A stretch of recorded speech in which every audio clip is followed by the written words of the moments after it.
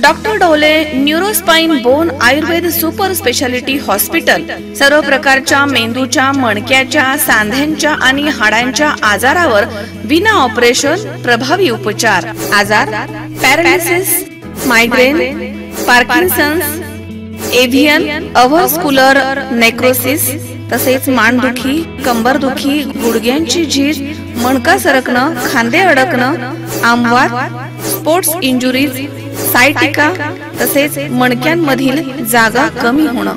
विशेष उपचार पद्धती पंचकर्म, नाडी परीक्षा, cupping therapy, physiotherapy, traction, acupressure, मर्मचिकित्सा, अग्निकर्म, विघ्नकर्म, तसेच ॲक्युपंक्चर, आधुनिक चिकित्सा. नमस्कार, मी डॉक्टर अमित ढोले, MD आयुर्वेदा.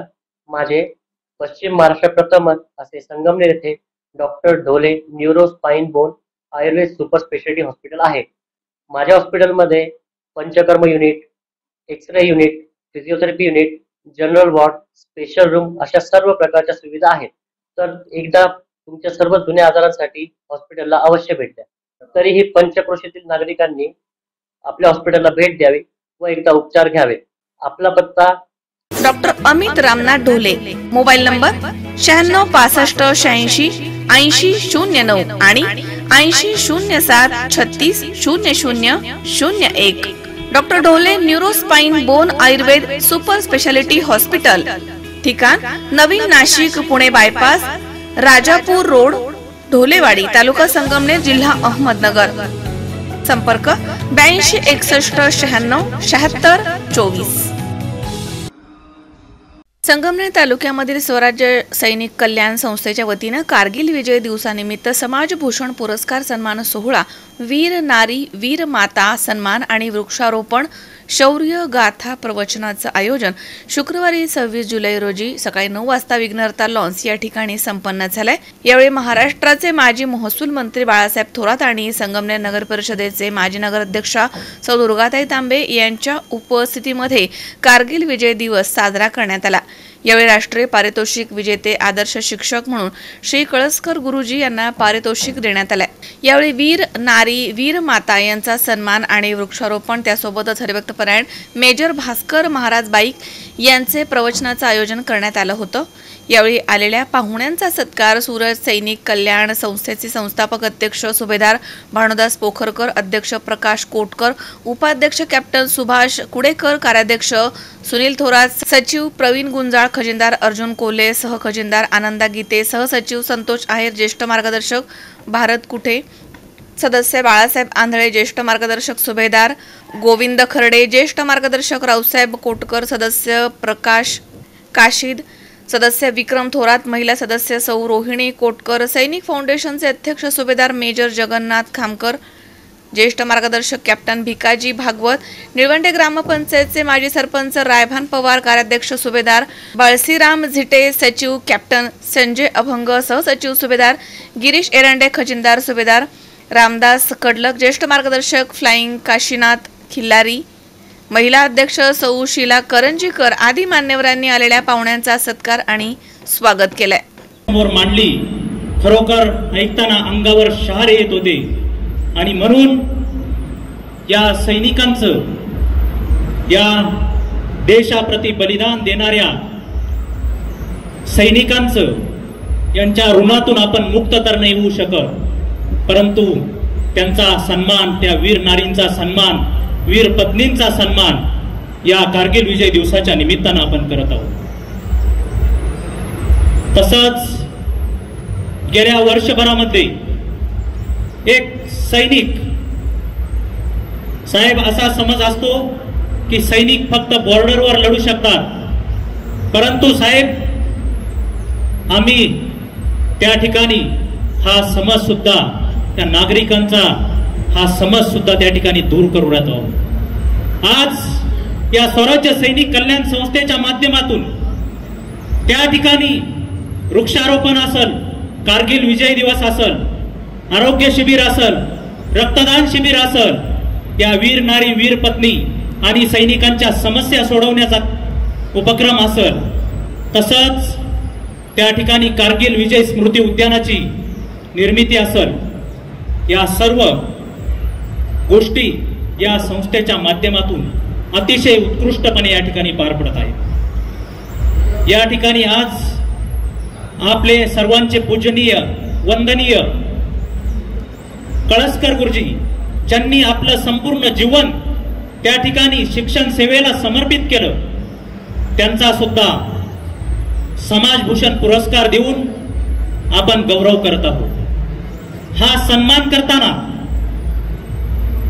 त्या ठिकाणी समाजाला प्रेरणा देणार काम ज्या लोकांनी केलंय, मागच्या वर्षी पद्मश्री राहीबाई पोपरे यांना आपण आमंत्रित केलं होतं आणि त्यांच्या हस्ते वृक्षारोपण आणि त्यांचा सुद्धा सन्मान आपण या ठिकाणी केला होता। एक महत्वाची गोष्ट जी आम्ही या ठिकाणी सातत्याने मांडत आलोय आणि साहेब म्हणतात की तुला समोर पाहिलं की मला व्हिक्टोरिया क्रॉस नामदेवराव जाधव यांच्या स्मारकाची आठवण येते, परंतु साहेब हा सातत्याने आम्ही पाठपुरावा करत असताना त्या ठिकाणी साहेबांच्या स्वाक्षरीने आम्ही कलेक्टर साहेबांना पत्र दिलं होतं आणि कलेक्टर साहेबांनी त्या ठिकाणी आम्हाला खाली प्रांत तहसीलदार यांना आदेश दिले होते की संबंधित संस्थेच्या पदाधिकाऱ्यांशी संपर्क साधून त्या ठिकाणी त्या संस्थेला त्या स्मारकासाठी जागेचं नियोजन करा, परंतु त्या बाबतीत प्रशासन त्या ठिकाणी खूप उदासीनता आम्हाला आढळली। परंतु साहेबांनी या ठिकाणी आम्हाला शब्द दिलाय की एक भव्य दिव्य असं स्मारक त्या ठिकाणी व्हिक्टोरिया क्रॉस नामदेवराव जाधव यांचं स्मारक या ठिकाणी होणार आहे।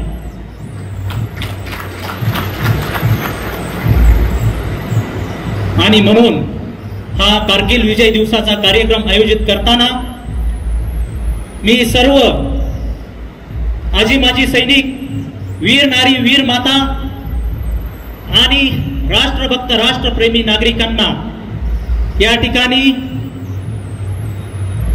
एक वचन देऊ इच्छितो की साहेबांच्या माध्यमातून हे स्मारक भव्य दिव्य असं स्मारक या ठिकाणी झाल्याशिवाय राहणार नाही।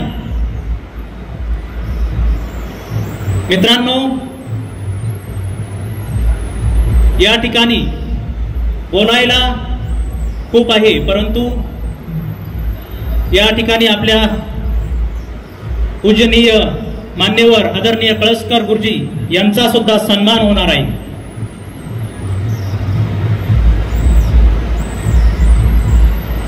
हा जो उपक्रम संस्थेने या ठिकाणी हाती घेतलेला आहे, हा उपक्रम या ठिकाणी करत असताना एक राखी सैनिकांसाठी सीमेवरील सैनिकांना राख्या पाठवण्याचा कार्यक्रम असेल, सीमेवरील सैनिकांना मिठाई पाठवण्याचा कार्यक्रम असेल,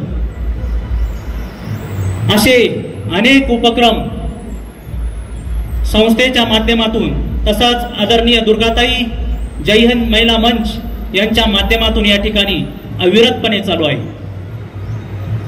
आज हा पराक्रम, त्याग, बलिदान मांडताना आमच्या मेजर भास्कर महाराज भाईकांनी अगदी अंगावर शहारे आणणारे प्रसंग मांडले। त्या ठिकाणी किती अदम्य शौर्य त्या सैनिकांनी त्या ठिकाणी दाखवलं। मित्रांनो, मी नेहमी सांगत असतो की कॅप्टन विक्रम बत्रा अहो असं व्यक्तिमत्व होतं, ज्यावेळेस कारगिल युद्धाची सुरुवात झाली कॅप्टन विक्रम बत्रा सुट्टीवर होते आणि त्यांना कॉल आला, तार आली की तुम्हाला त्या ठिकाणी युद्धावर हजर व्हायचंय। त्या ठिकाणी त्यांचा परिवार बसला होता आणि त्यावेळेस त्यांची आई, त्यांना काळजी होणं साहजिक आहे, परिवाराला काळजी होणं साहजिक आहे। आपला एखादा मुलगा जर कुठं बाहेर गावाला गेला तरी आपण काळजी करतो, आणि जो जवान त्या ठिकाणी युद्धभूमीत जाणार आहे त्याच्या परिवाराला काळजी होणार नाही का? त्या ठिकाणी त्यांची आई, त्यांचे मित्र म्हणाले की बेटा संभल के रहना, संभल के जाना, खुद का ख्याल रखना। त्यावेळेस कॅप्टन विक्रम बत्रांचं वाक्य आहे आणि हे वाक्य कोणाच्याही साधारण माणसाच्या तोंडून येऊ शकत नाही मित्रांनो। त्यासाठी तशी राष्ट्रभक्ती, राष्ट्रनिष्ठा, राष्ट्रप्रेम असावं लागतं। त्याच माणसाच्या तोंडातून हे वाक्य येतं आणि ते वाक्य काय होतं? या तो तिरंगे में, या तो तिरंगा फहरा के आऊंगा, या तो तिरंगा फहरा के आऊंगा, या तो तिरंगे में लपेट के आऊंगा, लेकिन आऊंगा जरूर. आणि म्हणून त्या ठिकाणी कारगिल युद्ध सुरू असताना कारगिल युद्धाचा जो सिनेमा निघाला तो पाहिला असेल, कशा प्रकारे कॅप्टन विक्रम बत्रांनी .410 हे शिखर त्या ठिकाणी घेतलं. आणि ज्यावेळेस त्यांनी हे शिखर घेतलं त्यावेळेस त्यांचा एक कोडवर्ड होता. त्यांना कोडवर्ड मध्ये शेरशाह या नावानं, म्हणजे शत्रूला आपल्या मुवमेंटची खबर लागू नये म्हणून प्रत्येक प्रमुख व्यक्तींना जो कोडवर्ड दिलेला असतो त्यांचा कोडवर्ड होता शेरशाह. आणि पाकिस्ताननं चॅलेंज केलं होतं त्यांना की शेरशाह तुम यहां पे आके दिखाना. आणि कॅप्टन विक्रम बत्रांनी पण त्यांना चॅलेंज केलं होतं की मैं वहां आऊंगा भी और तुम्हें वहां से खदेडूंगा भी. आणि ज्यावेळेस मित्रांनो त्यांनी घोषणा दिली होती, जेव्हा हे पहिलं शिखर सर केलं त्यावेळेस ते काय म्हटले होते? मला एवढ्यावर थांबायचं नाही. ते वाक्य मित्रांनो सर्व देशामध्ये फेमस झालं होतं आणि ते वाक्य होतं, ये दिल मांगे मोर. म्हणजे एक शिखर घेतल्यानंतर दुसरं शिखर त्यांना घ्यायचंय असं वाक्य त्यांनी बोललं. आणि त्या ठिकाणी ते दुसरं शिखर घेत असताना कॅप्टन विक्रम बत्रांना त्या ठिकाणी वीरमरण आलं. आणि म्हणून हा जो कारगिल युद्ध ज्यावेळेस आपल्या देशानं या ठिकाणी जिंकलं, कारगिल युद्ध ज्यावेळेस आपल्या देशानं जिंकलं त्यावेळेस 26 जुलै या दिवशी हे युद्ध जिंकल्याची घोषणा करण्यात आली.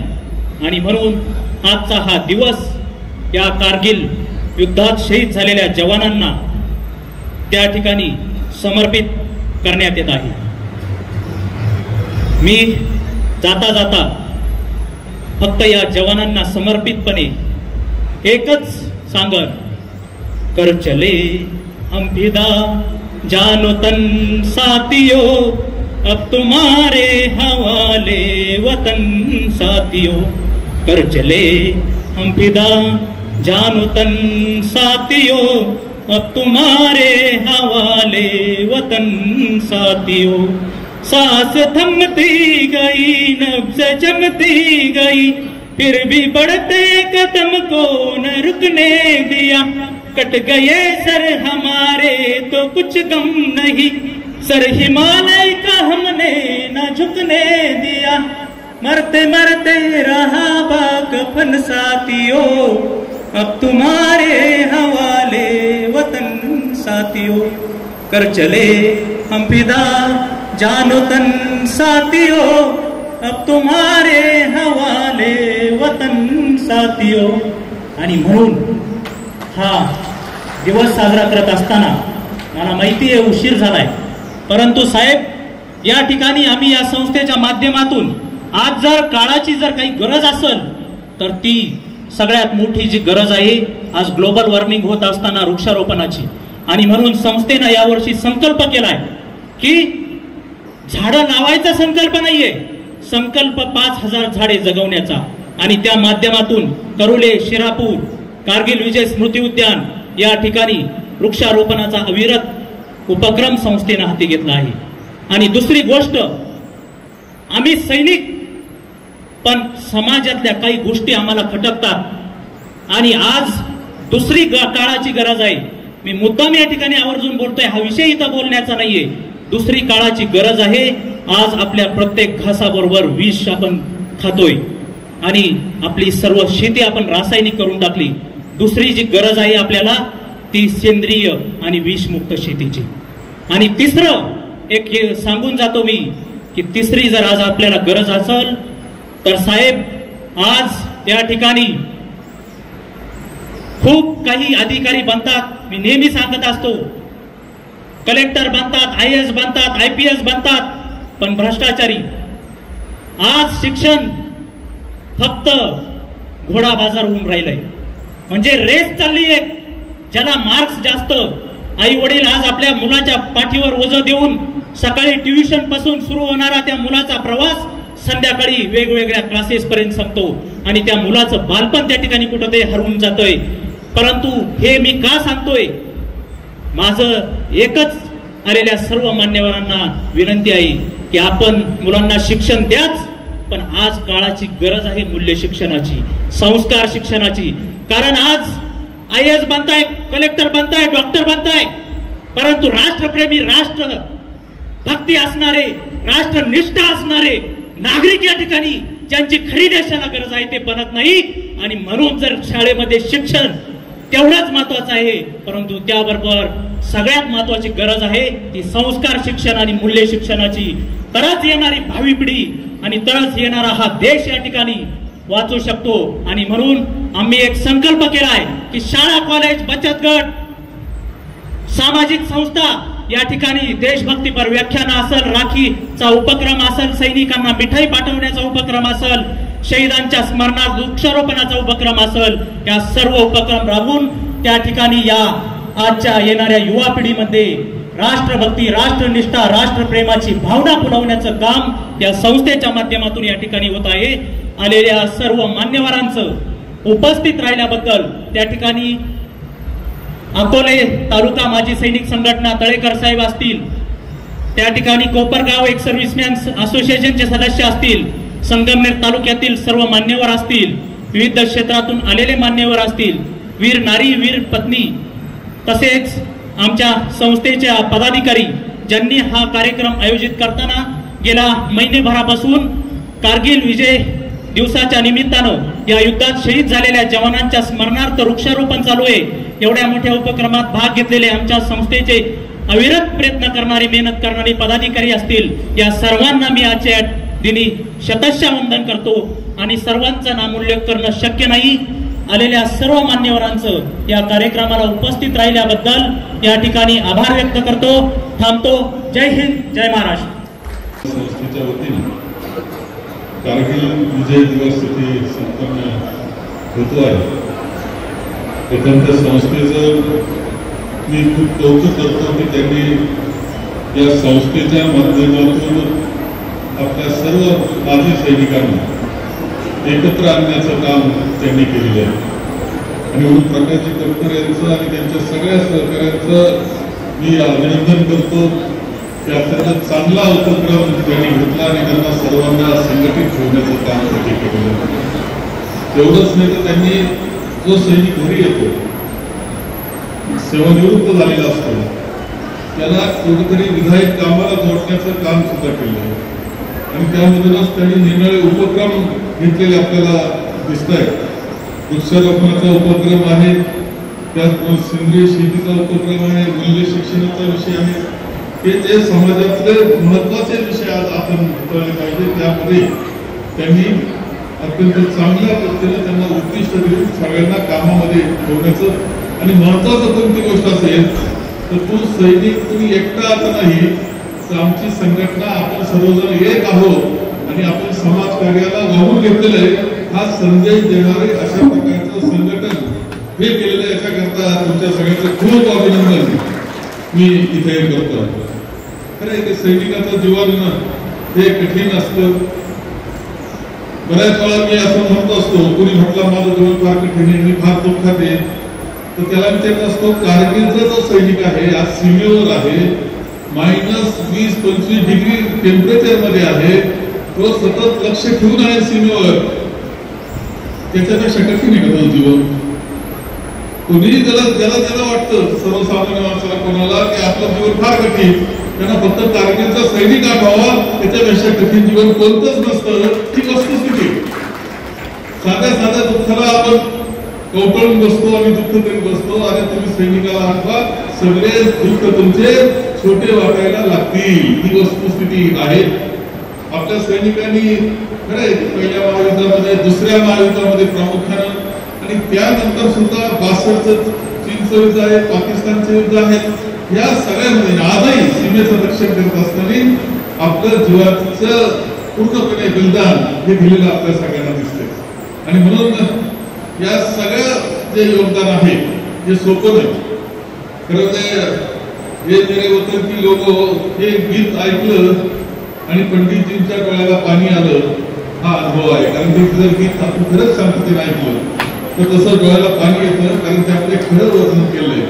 आणि प्रकाश कोटकरांनी सुद्धा आज इतक्या सुंदर पद्धतीने ते गीत गायलेलं आहे, ते हकीकत सिनेमामधलं गीत आहे आणि इतकं सुंदर पद्धतीनं गायलं आणि सगळ्या आठवणी आपल्याला पुन्हा उजाळा देऊन गेलेले आहे की आजही सीमेवर सैनिक जे लढतायत त्यांचं योगदान आपल्याकरता महत्वाचं आहे. ते सीमेवर आहेत, ते लढतायत म्हणून तुम्ही शांततेची झोप घेऊ शकतात, आपलं जीवन व्यतीत करू शकतात आणि म्हणून त्यांचं स्मरण करण्याकरता मी काय म्हणत नाही रोजच हे त्यांचं स्मरण केलं पाहिजे असं काही नाही, परंतु वर्षातून एकदा त्यांचं स्मरण तुम्ही केलं चांगल्या पद्धतीनं तरी ते खूप आहे हे मान्य केलं पाहिजे आणि त्यांच्याबद्दल आपली कृतज्ञतेची भावना असली पाहिजे. हे महत्वाचं आहे. समाजात ही जागृती करण्याचं काम सुद्धा आपली संस्था करते आहे, याचा निश्चितपणे आनंद मला सुद्धा होतो आहे. या निमित्तानं हे सगळे सैनिक मंडळी आहेत, त्यांचे कुटुंबीय आहेत, कधी कधी वीर माता आहे, वीर पत्नी आहेत, या सगळ्यांचं जीवनामध्ये ज्या ज्या अडचणी येतात त्या अडचणीमध्ये आपण शहानिशा करून खरोखर तो अन्याय होत असेल आपल्या कुटुंबावर तर ते सोडवण्याकरता ही संघटना निश्चितपणे चांगलं काम करत असेल याची खात्री सुद्धा मला आहे. त्यांच्या पाठीशी कुणीतरी आहे, काय नाही तुमच्या पाठीशी आम्ही आहोत हे सांगणार अशा प्रकारचं काम हे प्रकाशभाई कोटकर आणि त्यांचे सगळे सहकारी हे करतायत. संस्थापक आहेत सुभेदार भाऊजी कोकरकर आणि इतर सगळी मंडळी. तुमचं हे काम खूप चांगल्या पद्धतीने तुम्ही करता. याच्यामध्ये आता एक गोष्टीचा उल्लेख आहे, कारण प्रकाश कोटकर दिसले तर मला त्यांचा आग्रह आपण पाहतो की व्हिक्टोरिया क्रॉस मिळवणारे नामदेवराव जाधवांचं मला आठवते. अरे नामदेवराव जाधव ज्यांनी दुसऱ्या महायुद्धामध्ये व्हिक्टोरिया क्रॉस मिळवला आणि दोस्त राष्ट्राला विजयामध्ये मोठा वाटा म्हणजे नाझी भस्मासुराचा अस्त करण्यामध्ये, हिटलरचा अस्त करण्यामध्ये आपला असा एक शूरवीर होता की त्याचा मोठा वाटा आहे हे जगानं मान्य केलेला आहे आणि म्हणून त्याचं स्मारक व्हावा ही साहजिकपणे अपेक्षा त्यांची आहे. दुर्गाताईंनी सांगितलं की शहरामध्ये खरं 1-2 गुंठेची जागा पुढे आहे असं माझं मत नाही. नगरपालिकेजवळ जागाच नाही, बिलकुल जागा नाही. पुढे 1-2 गुंठे म्हणजे 1-2 गुंठे असं तर ती पाहायला हरकत नाही. मला वाटतं का जागा नाही. आपण आता पाहिलं का कुठं गुंठावर जागा अशी शिल्लक नाही. तुम्ही त्यावेळेस आपलं डेप्युटेशन आलं त्यावेळेस चर्चा केली होती की शहरामध्ये तर कुठं जागा बिलकुल दिसत नाही ही अवस्था आहे. शहराच्या भोवती जी गावं आहेत त्याच्यामध्ये एखादं सोयीचं जागा असली तरी हरकत नाही असा विचार आपण केलेला आहे. आणि याच्यामध्ये म्हणजे दुर्गाताईने काही शोधला असं तर ती तुझ्या पद्धतीने शोधतो, मी माझ्या पद्धतीने शोधतो. आपण एकत्र पद्धतीनं मी एक जागा शोधली, प्रकाश कोटकरला घेऊन जावं लागेल आणि प्रकाश कोटकरांनी मान्य केली तर तुम्हाला सगळ्यांना घेऊन जावं लागेल मला. कारण ती जागा कशी आहे, काय आहे, किती उपयोगाची आहे, आपण तिथं काय करू शकतो. आज आपण इथे कार्यक्रम केला तर तिथल्या प्रांगणामध्ये करता येईल का, पुढं पटांगण असलं पाहिजे, काही ऑफिस असलं पाहिजे, की काही तक्रार असलं तर कुठं यायचं, कुठं बोलणं शोधायचं. तर त्या जागी गेलं तर तिथं आपला एक टेबल एखादा माणूस कुणी आपलाच माझे सैनिक बसलेला असेल की त्याला तक्रार सांगू शकतात अशी व्यवस्था करणारी जागा पाहिजे आणि एखादा छोटा मोठा कार्यक्रम केला पाहिजे. हे सगळ्या दृष्टीनं आपल्याला ती जागेचा शोध हा मी घेतोय.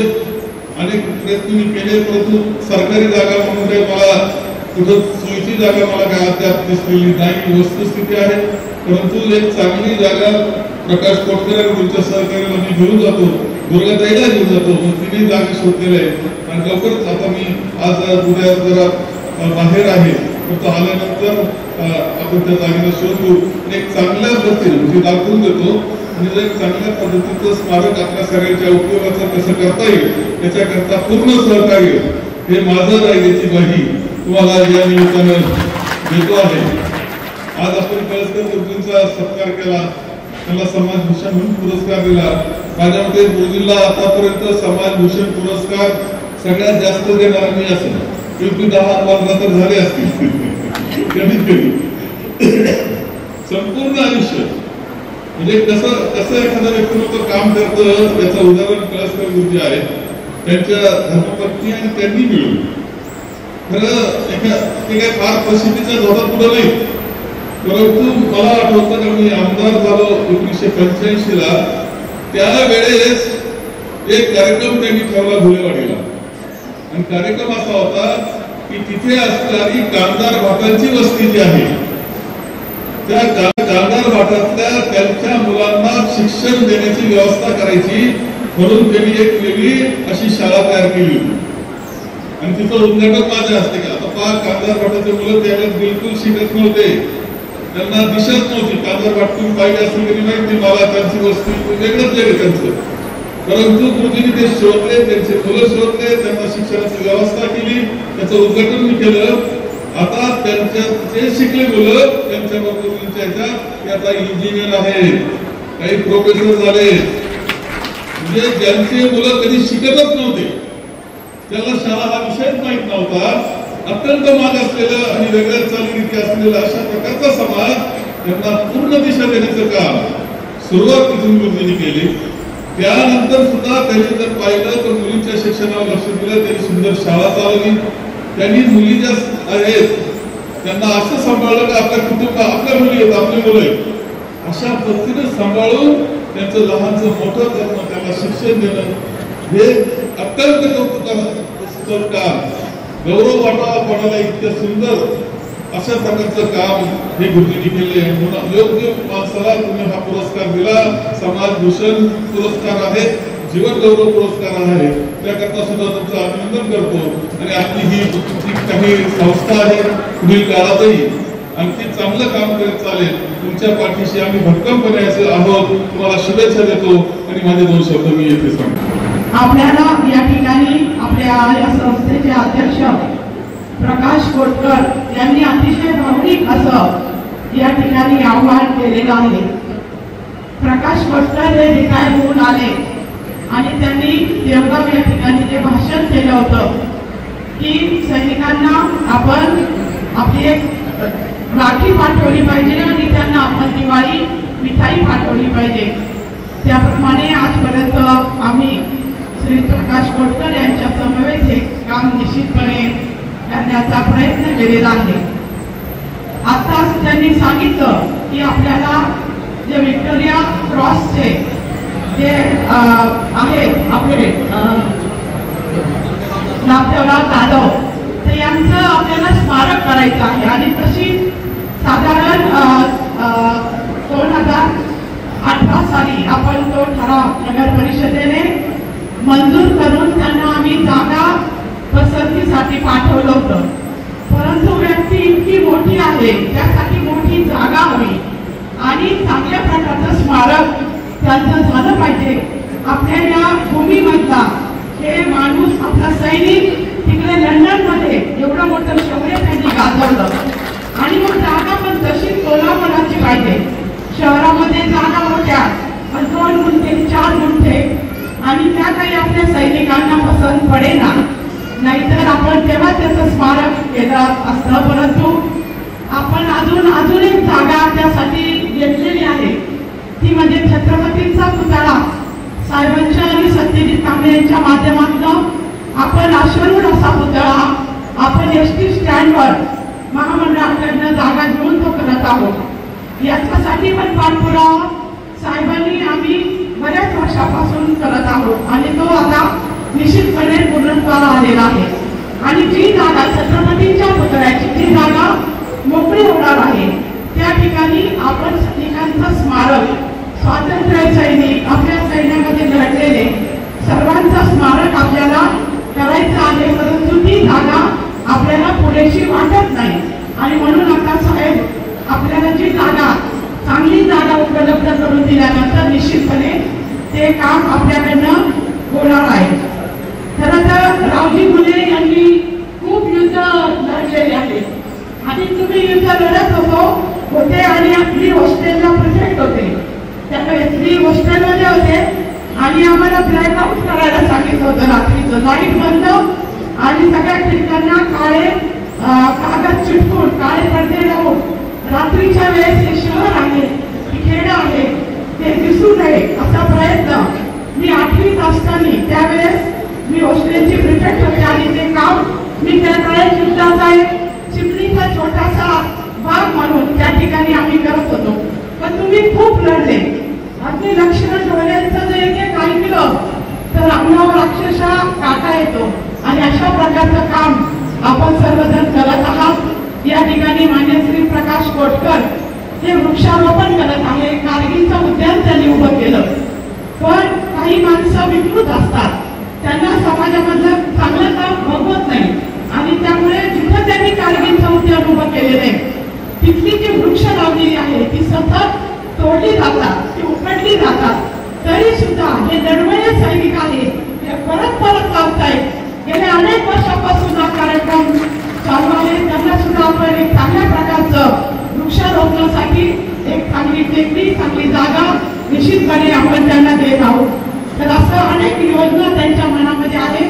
त्यांना आपल्याकडनं सतत सहकार्य आहे. आम्हा महिला भगिनींकडनं पण सतत सहकार्य आहे. येथे ज्यांना पुरस्कार मिळाला ते मान्य श्री परस्पर गुरुजी, वीर नारी, वीर माता या सर्वांना मी या ठिकाणी त्यांचं सर्वांचे मनापासून आभार मानते. धन्यवाद. जय हिंद, जय महाराष्ट्र. संस्था त्यांनी आयोजित केलेल्या आजच्या या 25व्या वर्षाच्या कारगिल विजय दिवसाच्या आपल्या सर्वांना हार्दिक हार्दिक शुभेच्छा. आजच्या या व्यासपीठावर उपस्थित असलेले राष्ट्रपती पदक विजेते सोमनाथजी कळसकर सर, त्याचबरोबर रसाळ सर, ज्यांनी प्रवचन सेवेची सेवा दिली, ते हरिभक्तपरायण सैनिक मित्र, त्याचबरोबर येथे अनेक संस्थेचे पदाधिकारी आणि या ठिकाणी वीर नारी, वीर पत्नी आणि सैनिक पत्नी आणि सैनिकावर, या भारत देशावर प्रेम करणारे सर्व उपस्थित बंधू, विद्यार्थी मित्रांनो, खरं म्हणजे महाराजांनी जे कारगिलचं चित्र आपल्यासमोर उभं केलं, निश्चितप्रमाणे 25 वर्षापूर्वी त्या भूमीवर लढण्याचा, त्या ठिकाणी 40 दिवस राहण्याचा जो जो मला संधी मिळाली. यापूर्वी मी अनेक ऑपरेशनमध्ये भाग घेतला होता, परंतु माझं पहिलं ऑपरेशन पवन श्रीलंका, त्याचबरोबर ऑपरेशन हिफाजत मणिपूर, ऑपरेशन रक्षक नागालँड मणिपूर, त्यानंतर ऑपरेशन रक्षक जम्मू काश्मीर कुपवाडा बारामुल्ला, ऑपरेशन खुकरी सिरोलियन युनायटेड नेशनमध्ये, त्यानंतर 25 जुलै 1999 ते 26 जुलै 1999 रोजी जे ऑपरेशन कारगिल, जे बटालिक सेक्टर, द्रास सेक्टर, कारगिल सेक्टरमध्ये लढलं गेलं, त्यामध्ये अनेक सैनिकांनी सहभाग घेतला. त्यामध्ये सिख रेजिमेंट असेल, जाट रेजिमेंट असेल, गोरखा असेल, गढवाल असेल, नागा असेल, कुक मराठा असेल, सीख असेल, जाटपूट असेल, जाकलाय असेल, राजपुताना असेल, कुमो असेल, त्याचबरोबर अनेक सैनिकांनी या ठिकाणी शहादत दिली. 527 सैनिकांची, आपण जर कधी कारगिल वॉर मेमोरियलमध्ये जर गेला तर त्या ठिकाणी त्यांचा अक्षर सुवर्णाक्षरामध्ये आजही कोरलं गेले आहे. ज्यावेळेस या भूमीवर ज्यावेळेस लढाई चालू होती त्यावेळेस सौरभ कालिया असेल, विजयंत थापर असेल, योगेंद्र सिंग यादव असेल, संजय कुमार असेल, अनेक वीर पुत्रांनी अनेक या मातीची सेवा करता करता सर्वोच्च असं शौर्य त्या ठिकाणी गाजवलं आणि त्यांना अलंकृत केलं. परमवीर चक्र असेल, महावीर चक्र असेल, वीरचक्र असेल, शौर्य चक्र असेल, कीर्तिचक्र असेल, सेना मेडल असेल, अध्यक्ष मिशन डिस्मिशन असेल, अनेक अलंकारांनी त्यांना, परंतु या सर्वांच्या मागे जी प्रेरणा असते, एक सैनिक असतो तो आपल्या मातृभूमीसाठी, आपल्या या तिरंग्यासाठी अहोरात्र त्या ठिकाणी सेवा देत असतो. त्याचबरोबर त्याच्या मागे जी उभी असणारी जी अर्धांगी असते, ती अर्धांगिनी त्या सैनिकाला पाठबळ देत असते. त्याचा एक मित्र त्या ठिकाणी पाठबळ देत असतो. ज्यावेळेस एक ऑपरेशन लढलं गेलं कारगिल 1999ला, त्यावेळेस माझ्याकडे जे टायगर हिलवर 18 ग्रेनेडर कब्जा करण्यासाठी तयार होते आणि 5 पंजाब त्या ठिकाणी रिझर्व्ह होते. अशा काळाने त्यावेळेस जो नेतृत्व करणारे होते नायक योगेंद्र सिंग यादव, ज्यावेळेस टायगर हिलवर त्यांनी कब्जा केला, त्यावेळेस कब्जा करण्याच्या अगोदर जी पाकिस्तानकडून जी रसद लाईन आपल्या भारतामध्ये येत होती आणि ती रसद लाईन येलो क्रॉस करून पाकिस्तानमध्ये जाऊन ती नष्ट करण्याचं मोठं अवघड काम आमच्या कमांडोंना मिळालं होतं. त्याच वेळेस आमच्या कमांडोच्या ट्रूप्सला MI-17 हेलिकॉप्टरमध्ये बसून रात्रीच्या वेळेस आम्ही आमची LOC क्रॉस केली. खरं म्हणजे त्या युद्धामध्ये कुठल्याही सैनिकाला किंवा कुठल्याही फायटर जेटला LOC क्रॉस करण्याचा आदेश नव्हता, परंतु काही गोष्टी युद्धात क्षम्य असतात आणि ते केल्याशिवाय पर्याय नसतो. म्हणून आम्ही LOC क्रॉस केली आणि पाकिस्तानच्या POK मध्ये आम्ही त्या ठिकाणी रात्रीच्या वेळेस गेल्यानंतर आम्हाला असं त्या ठिकाणीची जी पाकिस्तानची नॉर्दर्न इन्फंट्री होती, पठाण रेजिमेंट होती, त्यांनी अनेक प्रकारचा दारुगोळा, रसद, औषध आणि इतर सामुग्री ती टायगर हिलकडे सप्लाय करत होती आणि ती सप्लाय लाईन काढल्याशिवाय आमच्याकडे पर्याय नव्हता. म्हणून आमच्या टीमने अनेक ट्रूप्स बनवले आणि आम्ही ट्रूप्स बनवल्यानंतर त्या ठिकाणी असणाऱ्या पठाण रेजिमेंटच्या जवळ गेलो आणि त्या ठिकाणी एक नाला जंक्शन होतं. त्या नाला जंक्शनवर 30-35 लोक अम्युनिशन काही खेचरने आणत होते आणि अनेक ठिकाणी ती डंप करत होते आणि एक त्यांचा जो दस्ता होता काही अम्युनिशन पोर्टरच्या माध्यमातून टायगर हिलच्या बाजूला आपल्या देशात आपल्या तिकडीकडे पाठवत होते. अशा काळी रात्रीच्या वेळी त्या अम्युनिशन भोवती अँटी पर्सनल RDX गन पावडरनी आम्ही तो जो डेपो होता तो उडवण्याचं ठरवलं. परंतु आमच्या पुढे एक अडचण होती.